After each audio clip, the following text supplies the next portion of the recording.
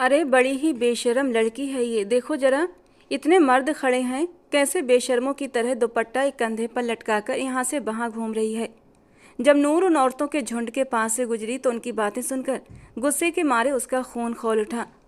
ये औरतें कौन होती हैं किसी की जात पर बात करने वाली? मैं दुपट्टा गले में लूँ या फिर सर पर ओढ़ूँ, इस बात से इन औरतों को क्या फ़र्क पड़ता है? गवार जाहिल औरतें। वो मुंह बनाते हुए दादी के पास आकर बैठ गई। दादी ने अपनी खूबसूरत और नाजुक सी पोती को सर से लेकर पांव तक देखा। नई नई जवानी उस पर खूब रंग रूप बिखेर रही थी। औरत हो या मर्द, सबकी नज़रें सिर्फ और सिर्फ नूर पर ही जमी हुई थीं और ये देखकर दादी एक गहरा सांस लेकर रह गई थीं। वो नूर के चेहरे के हाव भाव को भांप चुकी थीं कि वो क्यों गुस्से में है, लेकिन खैर, जो माहौल उनके गांव का था उसी के अनुसार उन्होंने चलना था, ना कि नूर की आज़ाद ख्याल के साथ। उसे आज़ाद छोड़ देना था।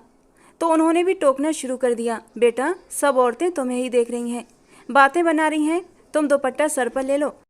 चलो सर पर ना सही तो कम से कम दुपट्टे को दोनों कंधों पर तो फैला लो। लापरवाही से एक कंधे पर दुपट्टा डालकर इधर उधर घूमना अच्छी बात नहीं है, समझी? ये हमारे गांव में अच्छा नहीं समझा जाता और फिर किसी को भी बातें बनाने का मौका नहीं मिलेगा। और वैसे भी तुम तो बहुत अच्छी बच्ची हो, तुम बात को अच्छे से समझ जाती हो। मुझे यकीन है तुम यहाँ के माहौल को भी बहुत अच्छे से समझ जाओगी और अपनी दादी को शिकायत का मौका नहीं दोगी।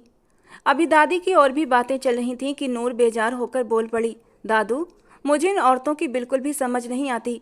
हर इंसान को अपनी ज़िंदगी जीने का पूरा पूरा हक है। अब अगर किसी औरत ने खुद को चादर में छुपा रखा है, चेहरे पर मास्क लगा रखा है, मगर उसके दिल में खोट है, तो क्या वो अच्छी औरत होगी? सिर्फ सर पर दुपट्टा लेने से किसी औरत की अच्छाई का अंदाज़ा कैसे लगाया जा सकता है? नूर की बात सुनकर दादी चुप हो गई। फिर कहने लगी, बेटा पर्दा करना मुस्लिम औरत पर फ़र्ज है। जवान लड़कियों को शोभा नहीं देता कि वे अपनी खूबसूरती और जवानी लोगों को दिखाएं। लड़कियों को अपनी खूबसूरती को छुपा कर रखना चाहिए। अभी भी कुछ और कहती कि अजरा बेगम वहाँ आ गई और गुस्से में बोलने लगी, अरे अम्मा जी आप किसके साथ अपना सर पीट रही हैं? ये तो इंग्लैंड में न जाने क्या क्या करती रही होगी, आप इसे सर पर दुपट्टा लेने को कह रही हैं? बल्कि ये तो वहाँ अंग्रेज़ों के साथ मिलकर उन्हीं की तरह कपड़े पहनती होगी, कौन जाने क्या क्या करती होगी। वे आंखें मटका मटका कर बोल रही थीं और नूर को उनकी बातें जहर लग रही थीं। वे मेरे बारे में इस तरह की बातें कहने का कोई हक नहीं रखती। मैं क्या हूँ कैसी हूँ आप मुझे इस बात का सर्टिफिकेट नहीं देंगे, बल्कि मुझे भी अपनी हदों का बहुत अच्छे से अंदाज़ा है और मेरे दिल में भी खुदा का डर है। वैसे भी अपने कर्म की जिम्मेदार मैं खुद हूँ। आपसे मेरे कर्म के बारे में नहीं पूछा जाएगा अजरा ताई, इसलिए आप अपने काम से काम रखें, दूसरों की ज़िंदगी में इंटरफियर न करें। नूर ने मुंह बनाते हुए अजरा ताई को खूब खरी खरी सुना दी थी। वो ऐसी ही थी मुंह फट, जो दिल में आता सामने वाले के मुंह पर ही कह देती थी और उसका यूँ साफ साफ बोलना लोगों को उसका दुश्मन बना देता था। लेकिन नूर को इस बात से कोई फ़र्क नहीं पड़ता था। अजरा ताई तो कानों को हाथ लगाने लगीं, देख लीजिए अम्मा, आपकी बहू ने कैसी परवरिश की है अपनी बेटी की। अच्छा, इसे भलाई और बुराई में फ़र्क करना नहीं सिखाया। देखिए कैसे बड़ों के सामने बेधड़क जुबान चला रही है। बस जरा सा दुपट्टा सर पर लेने को क्या कह दिया, इसने तो हंगामा ही खड़ा कर दिया। अब वहाँ बाकी औरतें भी आकर खड़ी हो गई थीं और अजरा ताई की हाँ में हाँ मिलाने लगी थीं। नूर दिल ही दिल में झुंझलाने लगी। उसने अपने बालों को अच्छे से दुपट्टे में ढक लिया और एक जताने वाली नज़र उन सब पर डालकर वहाँ से उठ गई और अपनी कजिन्स की तरफ चली गई। वे सब आपस में हंसी मजाक कर रही थीं, मगर नूर को आता देखकर सब चुप हो गईं, जैसे उन्हें सांप सूंघ गया हो। वैसे भी उसकी दूध जैसी सफ़ेद रंगत और घने काले घुंघराले बाल जो उसकी कमर से भी नीचे आते थे, उनके कारण वे उससे जलन और हीन भावना महसूस करती थीं और नूर से कम ही बातचीत किया करती थीं। जब भी नूर अपनी कजिन्स की महफिल में बैठती तो उसकी खूबसूरती के आगे अच्छी खासी शक्ल सूरत की लड़कियां भी उससे कम लगने लगती थीं और यही वजह थी कि वो सब लड़कियां उससे दूर दूर रहती थीं। दूसरी वजह यह भी थी कि नूर इस परिवार का अपना सगा खून नहीं थी। दादी यानी नासिरा बेगम ने नूर के बाप को अपना मुँह बोला बेटा बनाया हुआ था। जब नूर के पापा साजिद का जन्म हुआ तो वो अपनी दोनों टांगों से अपाहिज थे और इस तरह नूर के पापा यानी साजिद अपने माँ बाप पर बोझ बन गए थे। और जब अगले ही साल साजिद के 2 जुड़वा भाई पैदा हुए तो साजिद के ऊपर से उनके माँ बाप का ध्यान और भी हट गया और यूँ नासिरा बेगम ने साजिद को अपने पास रख लिया। उन्होंने अपनी सहेली से साफ कह दिया कि तुम अपने दोनों बेटों की परवरिश करो, साजिद मेरे पास रहेगा। और खुदा की कुदरत थी कि धीरे धीरे साजिद जैसे जैसे बड़ा होता गया उसके पैर भी ठीक होने लगे थे और अब वो एक सफल बिजनेसमैन था। लेकिन उसने मुड़कर अपने माँ बाप को नहीं देखा, वो सिर्फ दादी को ही अपनी सगी माँ मानता था। लेकिन दादी के अलावा परिवार में किसी दूसरे ने साजिद या उसकी बेटी नूर को अपना नहीं माना था। साजिद इंग्लैंड चला गया, वहीं अपना बिजनेस जमा लिया और वहीं एक अंग्रेज लड़की से शादी भी कर ली। यही वजह थी कि नूर ने नाक नक्श तो अपने पापा का चुराया था और रंग रूप अपनी माँ का। नूर सबका रवैया देखकर बेजार हो गई। पता नहीं मामा पापा मुझे यहाँ इन जाहिल गवार लोगों के बीच छोड़कर क्यों चले गए। इन लोगों के बीच मेरा दम घुटता है। मम्मा से कहूँगी आज ही मुझे वापस बुला लें, मैं और यहाँ नहीं रह सकती। मगर जब वो उन्हें फ़ोन करके अपने पास बुलाने को कहती तो वे उसे टाल देते। नूर समझ नहीं पा रही थी आखिर उनका ऐसा रवैया क्यों है। खुदा खुदा करके शादी के सारे फंक्शन ख़त्म हुए तो वो अपनी दादी के घर वापस आ गई थी। कैसा लगा तुम्हें शादी का फंक्शन? नूर बताओ, मज़ा तो आया ना? ये तो हिंदुस्तान में पहली शादी है ना जो तुमने अटेंड की? राबिया भाभी उससे बहुत ही प्यार से पूछ रही थी। वो बहुत ही मिलनसार औरत थी, बड़े प्यार से बात करती थीं। नूर को इस पूरे परिवार में अपनी दादी के बाद सिर्फ राबिया भाभी ही अच्छी लगती थीं, जो उससे बहुत प्यार से पेश आती। वो उनके साथ छोटी छोटी बातें करने लगी। जब रमीज भाई वहाँ आ गए और बेबाकी से नूर के करीब बैठ गए, इतना करीब कि वे दोनों एक दूसरे से बिल्कुल टच हो गए थे। नूर अनजाने में ही थोड़ा सा पीछे हट गई। इस बात को रमीज भाई ने भी महसूस किया और उनके होंठों पर एक अजीब सी मुस्कान फैल गई। नूर ने राबिया भाभी को देखा। रमीज जब नूर के करीब बैठे तो न जाने क्यों वो बेचैन सी हो गई थीं। राबिया तो मेरे लिए एक कप चाय लेकर आओ और नूर से भी पूछ लो, शायद उसे भी चाय पीनी हो। नहीं रमीज भाई, मैं चाय नहीं पीती। तुम भी सोच रही होगी कि यहाँ आई हो तो तुम्हें कोई घुमाने फिराने नहीं ले जा रहा, तुम बोर हो रही होगी। चलो मैं तुम्हें कहीं लेकर चलता हूँ, किसी अच्छी जगह, कोई मूवी देखने चलते हैं। नूर का मूड भी पूरा ऑफ था। आउटिंग का सुनकर वो भी खुश हो गई। ठीक है, मैं अभी तैयार होकर आती हूँ। और जब वो तैयार होकर आई तो लॉन्ज में दादी और राबिया भाभी भी मौजूद थीं। उसे देखकर दादी के चेहरे पर नापसंदगी छा गई। यहाँ आए हुए उसे 1 महीना हो चुका था, मगर अभी तक उसके पहनावे में कोई बदलाव नहीं आया था। टाइट जीन्स के साथ शॉर्ट शर्ट और शॉर्ट शर्ट में से उसकी सफ़ेद नाजुक कमर और पेट पर मौजूद गहरा बेली बटन साफ दिखाई दे रहा था। रमीज की नज़रें उसकी बैली पर जाकर अटक गई थीं। उसने जल्दी ही अपनी नज़रें चुराईं। गले में झूलता दुपट्टे के नाम पर छोटा सा स्कार्फ। दादी को देखकर नूर को एहसास हुआ कि वे उसे नापसंदगी भरी नज़रों से देख रही थीं।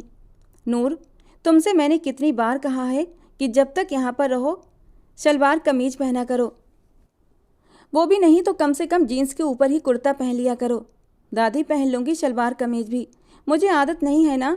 और आज रमीज भाई के साथ जा रही हूँ तो शॉपिंग भी कर लूँगी और वापसी पर जैसा आप कह रही हैं वैसे ही पारंपरिक कपड़े भी ले आऊँगी।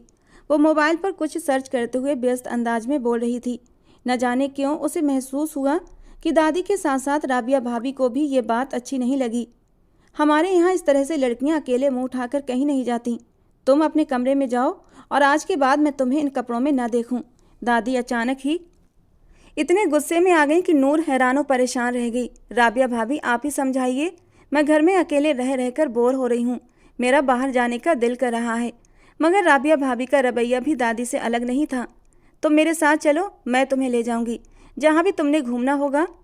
नूर को ये समझने में देर न लगी कि राबिया भी यही चाहती थी कि वो उसके शौहर के साथ न जाए। उसके दिल में राबिया भाभी के लिए एक अजीब सा एहसास पैदा होने लगा। हीन भावना से पीड़ित औरत, इसे लगता है कि मैं इसके शौहर को इससे छीन लूँगी। इन हिंदुस्तानी औरतों की भी मुझे बिल्कुल भी समझ नहीं आती। जरा जरा सी बात पर इनकी हीन भावना सर उठाने लगती है। अपने पतियों को लेकर कितनी जल्दी इनसिक्योर फील करने लगती हैं। मुझे भी क्या ज़रूरत थी रमीज भाई के साथ जाने की। वो दिल ही दिल में सोचती हुई वापस चली गई और गुस्से में कमरे का दरवाज़ा अंदर से बंद कर लिया। रमीज भाई 2 बार उसके दरवाजे पर आए, दस्तक भी दी, उसे आवाज़ लगाई, मगर उसने दरवाज़ा नहीं खोला। काफ़ी देर तक कोई भी उसके कमरे में नहीं आया। बस वो अंदर ही अंदर जलती भुनती हुई सबके रवैयों पर गौर करती रही। यहाँ पर आकर उसे बिल्कुल भी अपनापन महसूस नहीं हो रहा था। हालांकि मम्मा पापा ने तो कहा था वहाँ सब लोग तुमसे बहुत प्यार करेंगे, मगर ऐसा कुछ भी नहीं था। उसने अपनी मामा का नंबर मिलाया मगर वो कॉल नहीं उठा रही थी। शायद वो कहीं व्यस्त होंगी। वैसे भी ये समय उनका अपनी एनजीओ में गुजरता था। रात के खाने पर अबीरा उसे बुलाने के लिए आई। जल्दी से आ जाओ बाहर, सब तुम्हारा इंतजार कर रहे हैं। न चाहते हुए भी वो खामोशी से बाहर आ गई। वैसे भी उसे बहुत भूख सता रही थी। खाने से नाराजगी तो वो किसी भी तरह बर्दाश्त नहीं कर सकती थी। बाहर आई तो खाने पर अच्छा खासा इंतजाम देखकर वो दिल ही दिल में हैरान रह गई, वरना आम तौर पर तो एक दो डिशेज ही होती थीं, मगर इस वक्त इतनी सारी डिशेज देखकर उसका गुस्सा बढ़ गया। आज घर में कोई आया है? हाँ, यजदान आया है, दादी ने बड़ी खुशी से बताया। यजदान? वो कौन है? अरे वो मेरी इकलौती बेटी का बेटा है, आर्मी में जॉब करता है, बहुत कम ही उससे मुलाकात होती है। इस बार जब छुट्टी पर आया तो मैंने उसे कहा अब तो मेरे पास ही रह लो 2-3 दिन, दादी खुशी से बता रही थी। नूर को भला इस बात में क्या दिलचस्पी हो सकती थी, वो कौन सा उस इंसान को जानती थी, मगर जब वो शानदार हैंडसम नौजवान उसके सामने आकर बैठा तो उसके दिल की धड़कनें बेकाबू हो गईं, सांसें जैसे रुक सी गईं, आंखें चेहरे पर थम सी गईं। ऐसा नहीं था उसने अपनी ज़िंदगी में कोई ऐसी खूबसूरत पर्सनालिटी न देखी हो, मगर ऐसी कशिश उसने आज से पहले कभी नहीं देखी थी। वो भी एक जादू भरी नज़र उस पर डालकर मुस्कुरा दिया था, और वो मुस्कान, नूर का दिल तो उस मुस्कान में कहीं डूबकर उभर गया था। उसका जी चाहा वो फिर से मुस्कुराए और वो उसके चेहरे को गौर से देखे। जब मुस्कुराने से उसके गालों पर हल्के से डिम्पल पड़े थे जो उसे और भी खूबसूरत बना गए थे। उसकी नज़रें यजदान के ऊपर से हट ही नहीं रहे थे। नूर को याद आया, उसके पापा ने बताया था नासिरा बेगम की एक बेटी थी राहिला। राहिला आंटी का सोचते ही नूर को कुछ कुछ उनकी बातें और उनका चेहरा याद आने लगा। जब भी वो आती थीं तो उसे खुद से लिपटा लिपटा कर प्यार करती। 1-2 बार उसने राहिला आंटी के मुंह से यजदान और अपने रिश्ते के बारे में भी जिक्र सुना था, और तब उसे बहुत ज़्यादा गुस्सा आया था, ये सोच कर कि वो हिंदुस्तान में रहने का तो सोच भी नहीं सकती। वो नहीं जानती थी यजदान देखने में कैसा है, और उसने सोच लिया था जब भी मामा पापा ने इस बारे में जिक्र किया तो वो इस शादी के लिए बिल्कुल साफ तौर पर इनकार कर देगी। मगर अब जब उसने यजदान को सामने से देखा तो वो उस पर से अपनी नज़रें हटाना भूल चुकी थी। बड़ी मुश्किल से उसने अपनी धड़कनों पर काबू पाया। इसके बाद तो वो खाना भी नहीं खा पाई। यजदान की नज़रें बार बार उसी पर टिकी हुई थीं।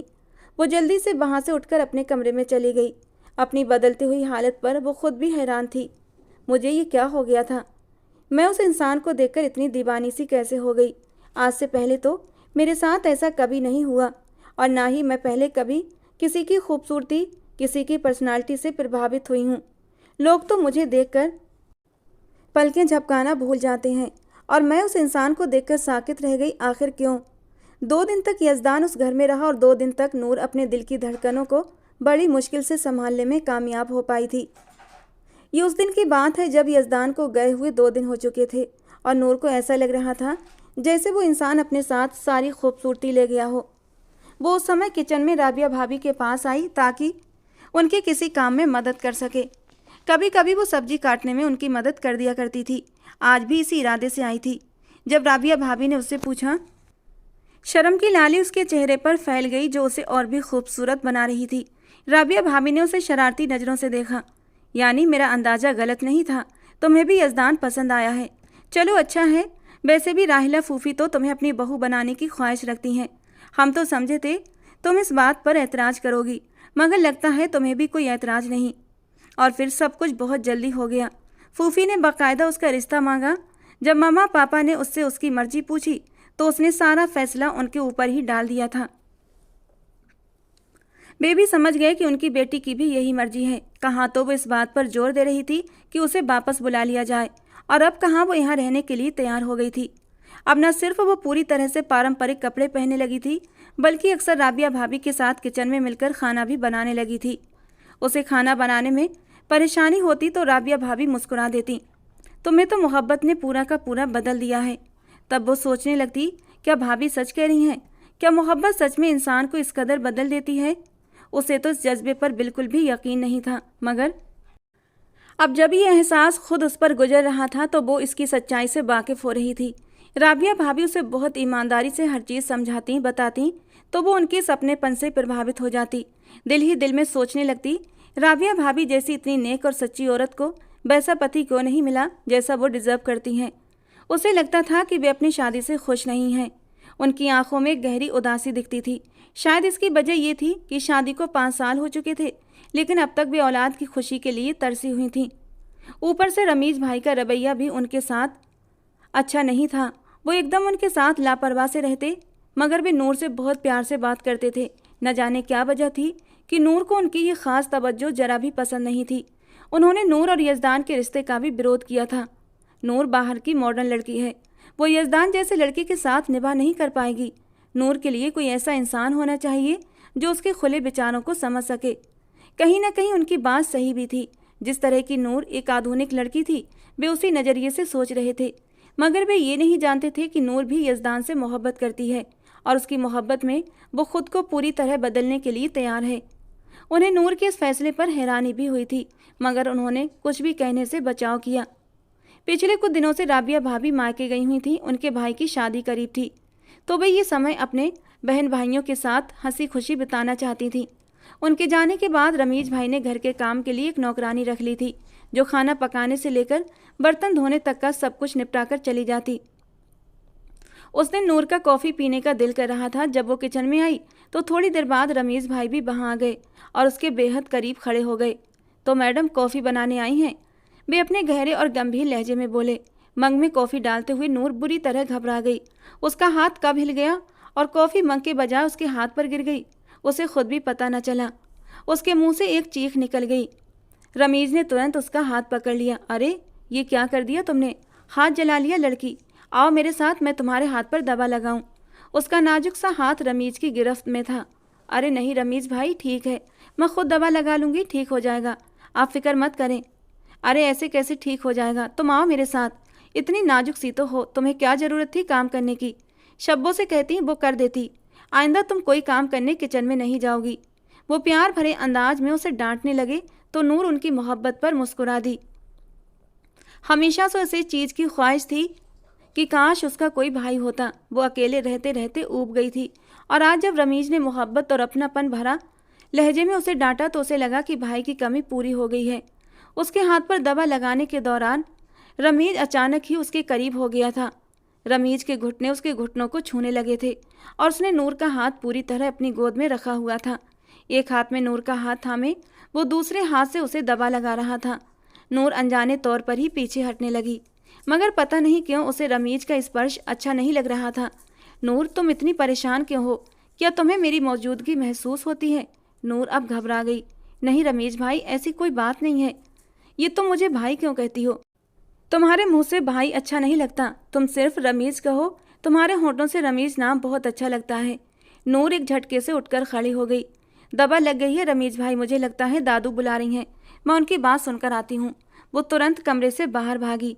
रमीज उसे आवाज़ें लगाता रह गया, मगर उसने अपने कमरे में जाकर ही सांस ली। दिल डर के मारे तेजी से धड़क रहा था। ये रमीज भाई को क्या हो गया था अचानक से?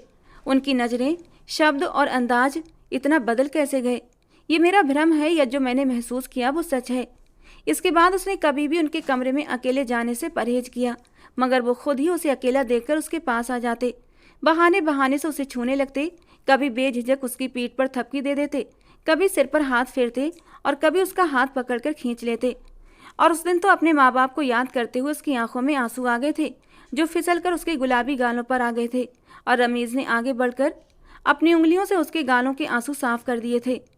और जिस अंदाज में रमीज की उंगलियां नूर के गालों पर फिसल रही थीं, नूर को एक अजीब सा एहसास हुआ था।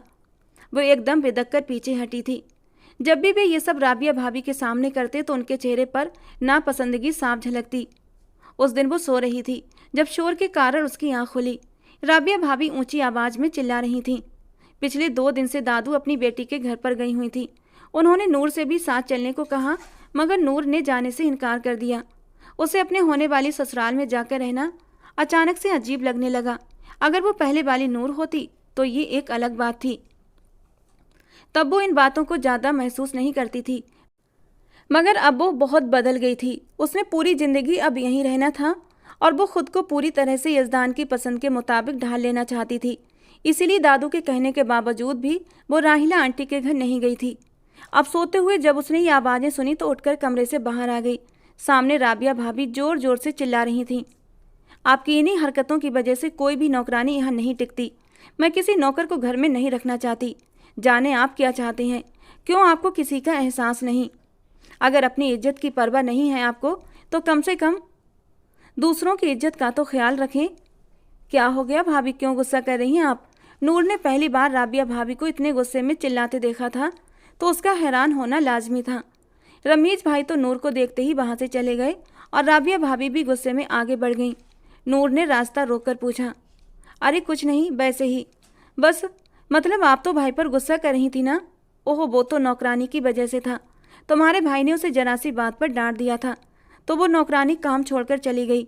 इसीलिए मैं उन्हें कह रही थी कि नौकरों के साथ अपना रवैया बेहतर कर लें।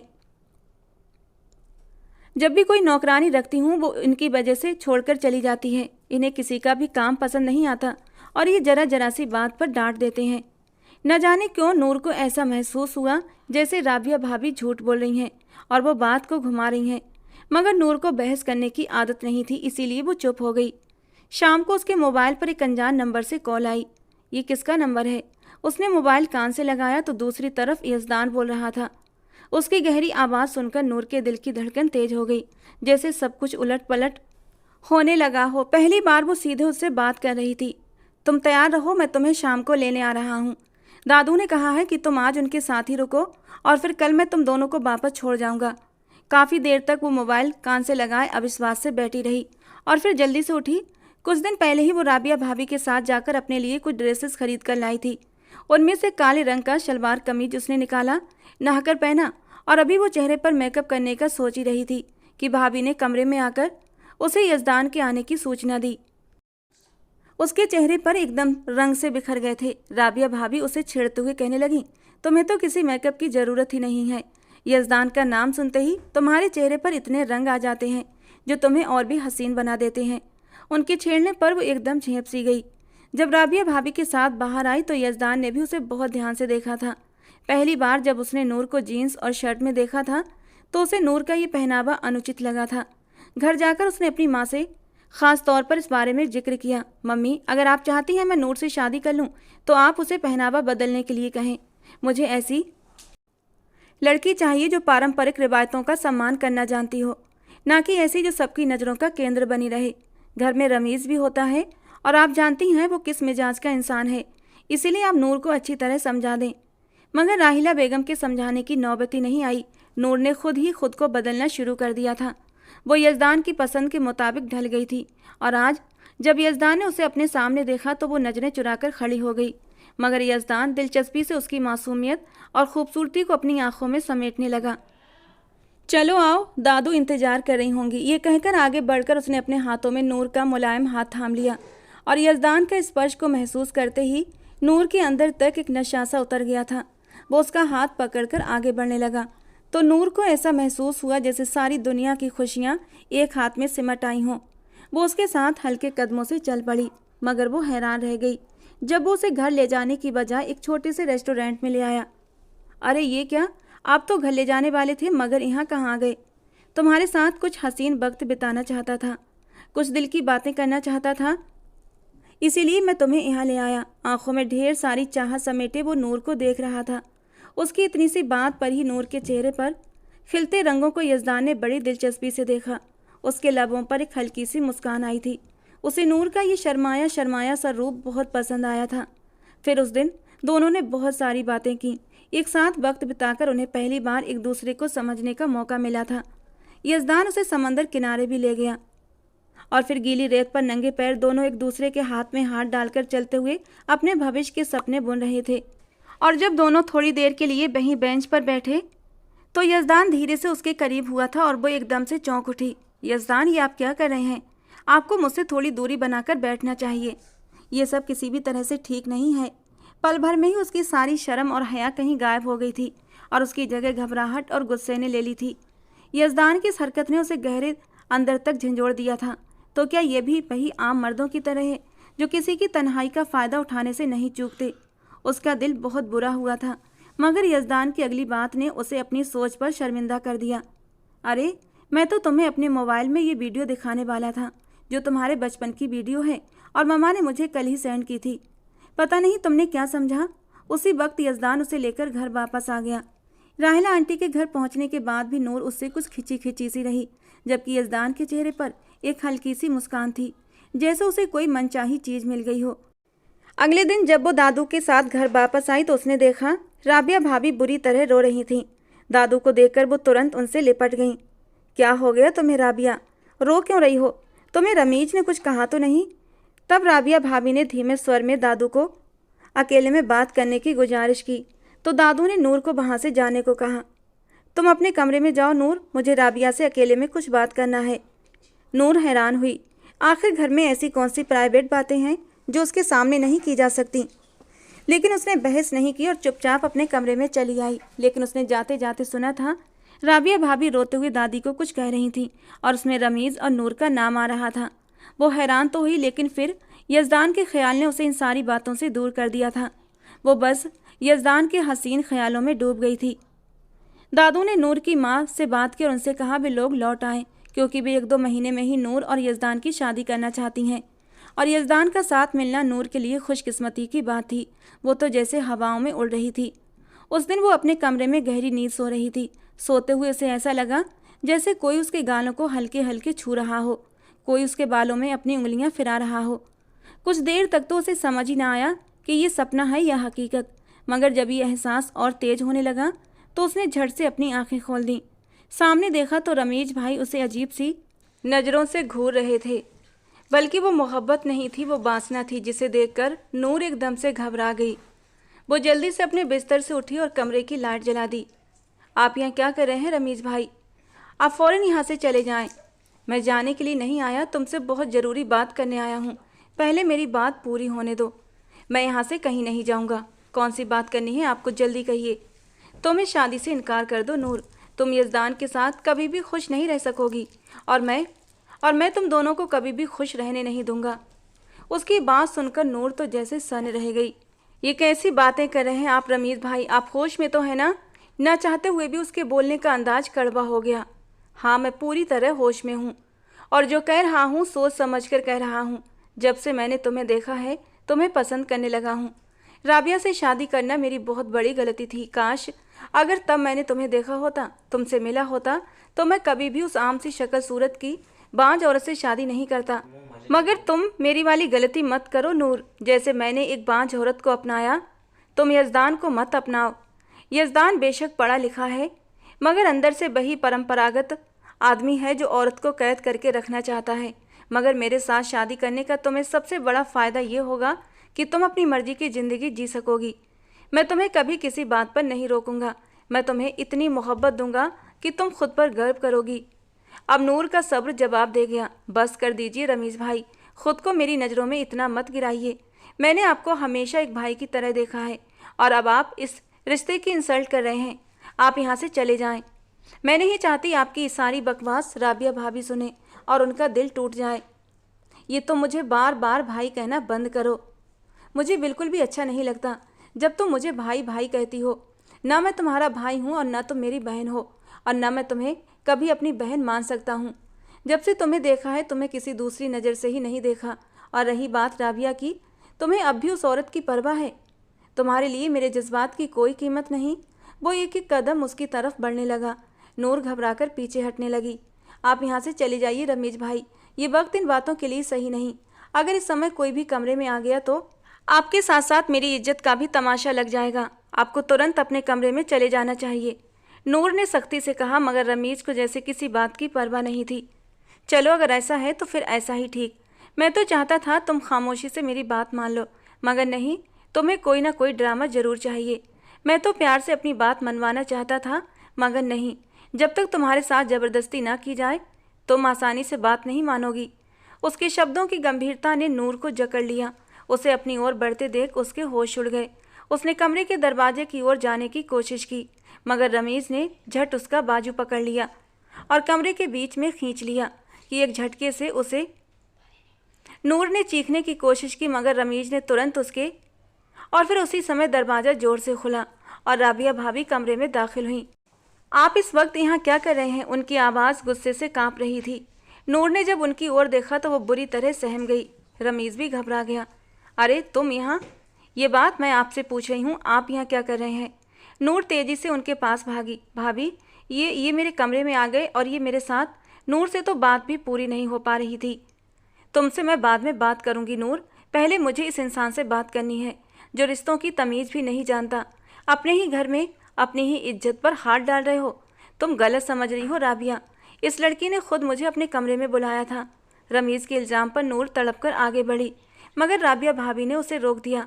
बस कर दो रमीज़, अपनी घिनौनी हरकतों को छुपाने के लिए झूठ बोलने की ज़रूरत नहीं। उन्होंने रमीज़ को बाजू से पकड़कर ज़बरदस्ती कमरे से बाहर निकाल दिया। नूर ने कांपते हाथों से दरवाज़ा अंदर से बंद कर लिया और फिर बेबस होकर ज़मीन पर बैठती चली गई। वो फूट फूट कर रोने लगी। ये उसके साथ क्या होने वाला था? अगर राबिया भाभी ना आती तो न जाने उसके साथ क्या हो जाता। इस घटना के बाद राबिया भाभी का नूर से व्यवहार काफ़ी कुछ बदल चुका था। ना वे पहले की तरह उससे हंसकर बातें करती और ना ही हर वक्त उसे अपने साथ लगाए रखती थीं। नूर को हैरानी तब हुई जब दादू ने कहा, बेटा तुम ज़्यादातर अपने कमरे में रहा करो और दरवाज़ा अंदर से बंद कर लिया करो। मैं राहिला से बात करूंगी कि वो जल्दी आकर अपनी अमानत अपने घर ले जाए, और तुम्हारे माँ बाप से भी कहूँगी कि वे जल्दी से जल्दी आने की कोशिश करें। तुम्हारे माँ बाप आएंगे तभी तुम्हारी शादी की तारीख भी तय की जाएगी। नूर ने दादी की ओर देखा, उसकी आंखें भर आईं। दादू, क्या आप मुझसे इतनी तंग आ गई हैं कि जान छुड़वाना चाहती हैं? क्या आपको मुझ पर भरोसा नहीं रहा? क्या मेरी मौजूदगी आपके लिए बोझ बन गई है? तब दादू ने उसे अपने गले से लगा लिया और गहरी सांस ली। बहुत सी ऐसी सच्चाइयाँ होती हैं जिनसे इंसान नज़रें चुरा लेता है, मगर सच्चाई को बदला नहीं जा सकता। यही हाल मेरा भी है। मैं चाहती हूँ कि तुम जल्द से जल्द अपने घर की हो जाओ। मैं नहीं चाहती कि कोई मेरी बेटी के नसीब पर दाग लग जाए। अगर तुम्हारे साथ कुछ भी गलत हुआ तो मैं खुद को कभी भी माफ़ नहीं कर पाऊँगी। मेरा खुदा जानता है, मैंने कभी साजिद को गैर नहीं समझा, हमेशा उसे अपना सगा बेटा समझा है। और साजिद के हवाले से तू मुझे बहुत प्यारी है। तू मेरे वजूद के समान है और ये मेरे लिए बहुत मुश्किल है कि मैं तुम्हें खुद से दूर कर दूं। नूर दादी से लिपट कर रोने लगी। ऐसी बातें मत करें दादू, अगर आप रोएंगी तो मैं भी रो दूंगी। दादू ने उसके बालों पर हाथ फेरा। तुम नहीं जानती मेरी बच्ची, जब तुम छोटी थी तुम्हारे माँ बाप तुम्हारी तस्वीरें भेजते थे और मैं तड़प उठती थी तुमसे मिलने के लिए। जब तुम यहाँ आती थी तब मेरा दिल चाहता था कि तुमसे जी भरकर प्यार करूं। जब तुम्हारे माँ बाप ने कहा कि वे तुम्हें हमेशा के लिए यहीं छोड़कर जा रहे हैं और मैं ही तुम्हारी शादी तय करूंगी, तब मैं बहुत खुश हुई थी। और सबसे पहले मेरे दिमाग में यज़दान का नाम ही आया था, क्योंकि वो मुझे बहुत प्यारा है, बहुत मासूम है और वो तुम्हारे जैसी नेक लड़की के काबिल हो सकता है। दादू ने नूर का चेहरा अपने हाथों में लिया और ममता से कहा, जैसा मैं कह रही हूँ वैसा करो, बल्कि ऐसा करो तुम अपना सारा सामान लेकर मेरे कमरे में आ जाओ। मैं चाहती हूँ कि ये कुछ दिन तुम मेरे साथ गुजारो, मेरी आंखों के सामने रहो। नूर, जो ये समझ रही थी कि दादू को उस पर शक हो गया है, अब एकदम से हल्की फुल्की हो गई थी। उसे एहसास हो गया था कि दादू को अपने पोते की नेचर का अच्छी तरह अंदाजा है, इसीलिए तो दादू उसे अपने साय में छुपा कर रखना चाहती हैं। शादी की तारीख 1 महीने के बजाय 2 हफ्ते बाद तय कर दी गई थी। नूर के माँ बाप भी घर आने की तैयारी कर रहे थे और ऐसे में रमीज़ का गुस्से से बुरा हाल था। वो बार बार नूर के सामने आता, उससे बात करने की कोशिश करता, मगर जब राबिया भाभी या दादू पास होती तो चुप हो जाता। लेकिन जब उसे अकेला देखता तो तुरंत उस पर हावी होने की कोशिश करता। मैंने तुम्हें मना किया था ना कि इस शादी से इनकार कर दो, मगर तुम मेरी बात नहीं मान रही हो। देखना अब मैं क्या करता हूँ। आज वो उसे धमकी देकर गया था। दोपहर का समय था। नूर गुनगुनाते हुए अपने बालों में कंघी कर रही थी जब अचानक उसके मोबाइल पर लगातार मैसेज आने लगे। कोई बार बार मैसेज भेज रहा था। वो मुस्कुरा दी, शायद यज़दान का मैसेज हो, लेकिन जैसे ही उसने मोबाइल उठाया उसके पैरों तले से ज़मीन खिसक गई। ये तस्वीरें, ये मैं हूँ और रमीज़ भाई। नूर के सिर पर तो जैसे आसमान टूट पड़ा था। ये तस्वीरें कब और कैसे ली गईं? उसका दिमाग सुन पड़ने लगा। वो घबराकर फ़ोन की स्क्रीन पर नज़रें जमा कर रह गई। तस्वीरें एडिट की हुई लग रही थीं, मगर वो जानती थी ये उसकी ज़िंदगी तबाह कर सकती हैं। अगर यज़दान ने इन पर यकीन कर लिया तो। उसने कांपते हाथों से रमीज़ को कॉल मिलाई। दूसरी तरफ से उसकी घिनौनी हंसी सुनाई दी। आखिरकार तुमने मुझे कॉल कर ही ली। तुम्हें मेरा ख्याल आ ही गया है ना? मैं जानता था तुम ज़्यादा दिनों तक मुझसे दूर नहीं रह पाओगी। और नूर का खून खौल उठा। तुम किस तरह के घटिया इंसान हो? ये क्या किया तुमने? ये तस्वीरें कैसे लीं? तुम सोचते हो कि इन तस्वीरों से तुम मुझे ब्लैकमेल कर लोगे? मैं सबको बताऊंगी कि तुम मुझे किस तरह परेशान कर रहे हो। रमीज़ ने सातिन हंसी हंसी, बताना है तो शौक से बता दो, कोई भी तुम्हारी बात पर यकीन नहीं करेगा। और ये तस्वीरें मैं यज़दान को भेज रहा हूँ। रमीज़ की बात सुनकर नूर का दिल एकदम से दहल गया। नहीं, प्लीज़ ऐसा कुछ भी मत करना। मैंने तुमसे आराम से कहा था कि मुझसे शादी कर लो, मगर तुम नहीं मानी। अब देखना, शादी वाले दिन ही यज़दान तुमसे शादी से इनकार कर देगा। मैं तस्वीरें भेज चुका हूँ और अब तुम्हारे पास मेरे अलावा कोई दूसरा रास्ता नहीं बचेगा। खुद को मेरे हवाले करने के लिए तैयार हो जाओ, वरना बाद में मुश्किल तुम्हें ही होगी। वो हंसते हुए फ़ोन काट चुका था, जबकि नूर एकदम स्तब्ध खड़ी रह गई। या अल्लाह, मैं क्या करूं? अगर यज़दान ने तस्वीरों पर यकीन कर लिया तो सब मुझे आज़ाद ख्याल समझते हैं, कहीं वो भी मुझे गलत न समझ ले। उसने बार बार रमीज़ को कॉल की, मगर अब वो जानबूझकर फ़ोन काट देता। आखिरकार उसने कॉल उठाई और बेरहमी से बोला, अगर अपनी इज्जत बचानी है तो अकेले में मुझसे आकर मिलो और वही करो जो मैं चाहता हूँ, फिर शायद मैं तुम्हारी बात मान लूँ। नूर के लिए ये सब आसान नहीं था। वो डर और बेबसी में घिरी हुई थी। उसी समय दादू उसके पास आई और उसे परेशान देखकर पूछा, नूर बेटा, क्या हुआ? तुम इतनी उदास क्यों हो?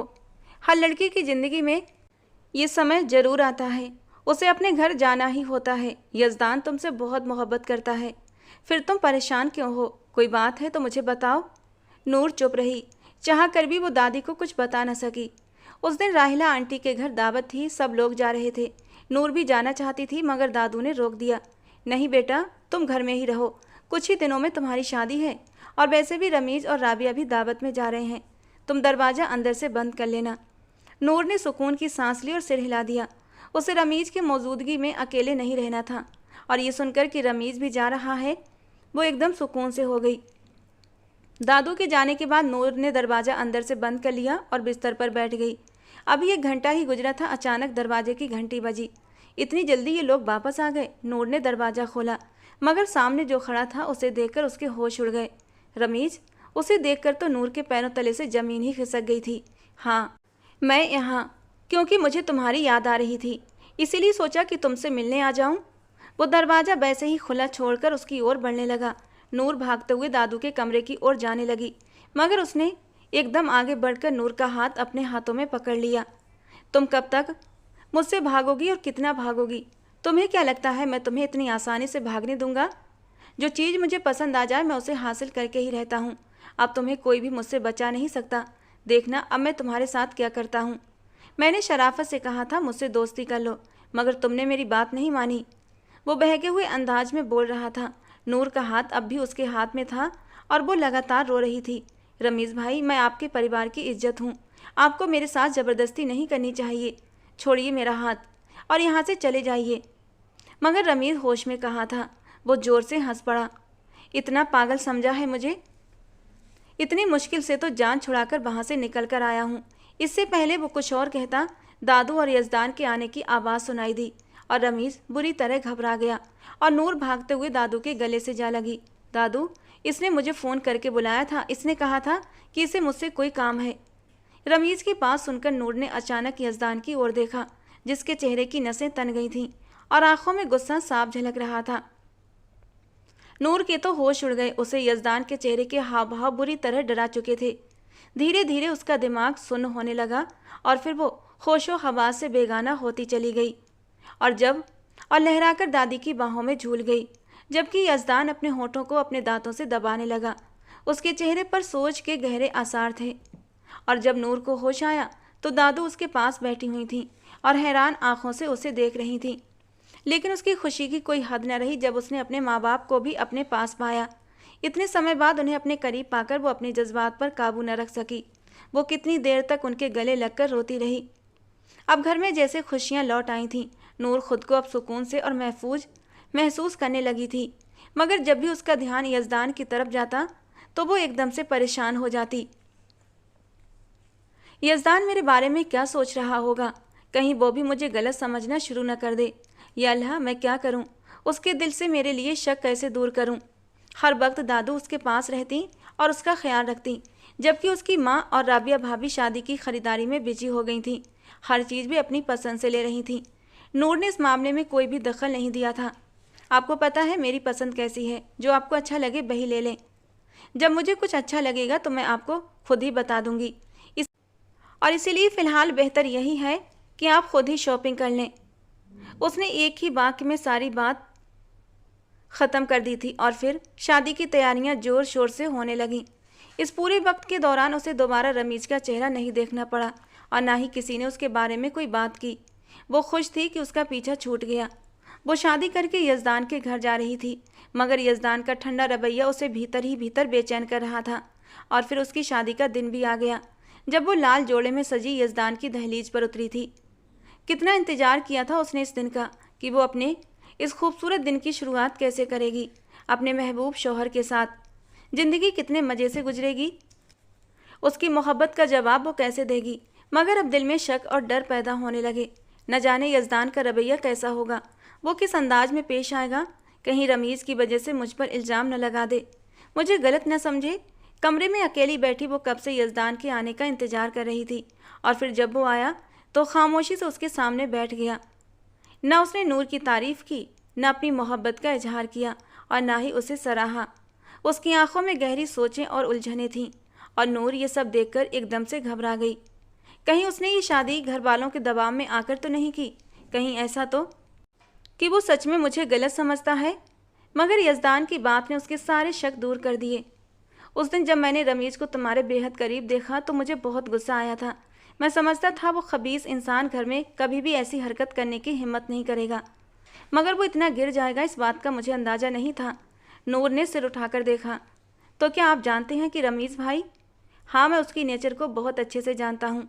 बल्कि मैं क्या, सब लोग ही जानते हैं कि उसकी नज़रें तुम्हारे लिए साफ नहीं थीं। इस बात से मैं बेखबर था। अगर पहले से पता होता तो मैं पहले ही निकाह करके तुम्हें अपने इस घर में ले आता। जब उस दिन वो अचानक हमारे घर से गायब हो गया तो दादू परेशान हो गई थी कि कहीं वो यहाँ तो नहीं आ गया। उनका इस तरह से घबरा जाना मुझे चौंका गया। उसी वक्त मैं दादू को लेकर घर आया तो देखा वो अपनी हरकतों पर उतर आया था। तुम तो बेहोश हो गई थी, इसलिए तुमने वो सब कुछ नहीं देखा जो हुआ। मैंने उसे बहुत मारा था, बहुत बेइज्जत किया। दादू ने तो नफरत से उसकी तरफ से अपनी गर्दन घुमा ली थी। दादू ने भी उस पर बहुत गुस्सा किया था। राबिया भी तो उससे तलाक लेने की बात कर रही थी। वो घर की नौकरानियों पर भी हाथ साफ करने से बाज नहीं आता था, मगर मैं ये बर्दाश्त नहीं कर सकता था वो तुम पर बुरी नज़र रखे। ये सुनकर नूर हल्की फुल्की सी हो गई थी। मुझे डर था आप मुझ पर शक करेंगे और मुझे गलत समझेंगे। तुमने मुझे समझने में गलती की है नूर। मैं तुम्हारी नेचर को बहुत अच्छे से जान चुका हूँ। मुझे अंदाज़ा है कि तुम कितनी अच्छी हो, शर्म और हया का पुतला।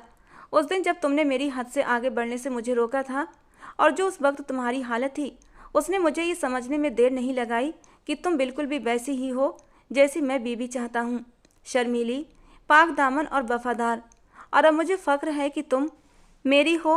नूर की आंखों में खुशी के आंसू थे। वो जानती थी ज़िंदगी में बुरे लोग आते हैं, मुश्किलें भी आती हैं, मगर अगर किस्मत में अच्छे लोग लिखे हों तो अंधेरा कभी ज़्यादा देर तक कायम नहीं रहता।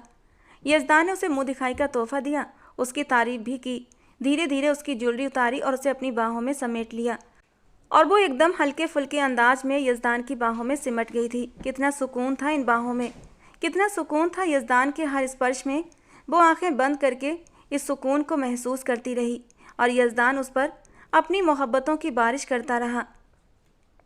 धीरे धीरे ज़िंदगी फिर से पटरी पर आने लगी थी। फिर एक दिन जब राबिया भाभी ने उसे गले से लगाकर हमेशा खुश रहने की दुआ दी, तो उन्होंने कहा था, मुझे यही डर था कहीं मेरे शौहर तुम्हारे साथ कुछ गलत ना कर दें, कहीं तुम्हारा दिल उजड़ ना जाए। इसीलिए मैं चाहती थी तुम जल्द से जल्द यजदान के घर चली जाओ, ताकि तुम महफूज रहो और मेरे शौहर की हवस भरी नज़रें तुम्हारा पीछा ना कर सकें। एक हादसे ने रमीज को भी बदल दिया था। जब उसने मौत को करीब से देखा तो उसे अपने सारे गुनाह याद आ गए, उसे अपना रब भी याद आया, और तब वो फूट फूट कर रोया था। दादू अब सुकून से थी कि उनका पोता गुनाहों से तौबा कर चुका है, और अब कोई ऐसा काम नहीं करेगा जिससे उनका सर शर्म से झुक जाए। और फिर वक्त ने साबित कर दिया कि वो वाकई बदल चुका है। अब वो किसी लड़की को देखकर अपनी नज़रें झुका लेता था, और जिस दिन अल्लाह ने उसे बेटी की नेमत दी उस दिन तो वो पूरा का पूरा बदल गया था। अब वो दूसरों की बहन बेटी की इज्जत करने वाला इंसान बन चुका था। उसे एहसास हो गया था कि दुनिया कर्मों का प्रतिफल का नाम है। आज जो करेगा कल उसकी अपनी बेटी को भी वही भुगतना पड़ सकता है। दोस्तों, आज की हमारी कहानी आपको कैसी लगी कमेंट बॉक्स में ज़रूर बताना। पसंद आई हो तो प्लीज़ लाइक करना। रोज़ एक नई कहानी सुनने के लिए हमारे चैनल को सब्सक्राइब करना। मिलते हैं दोस्तों अगली किसी नई कहानी के साथ।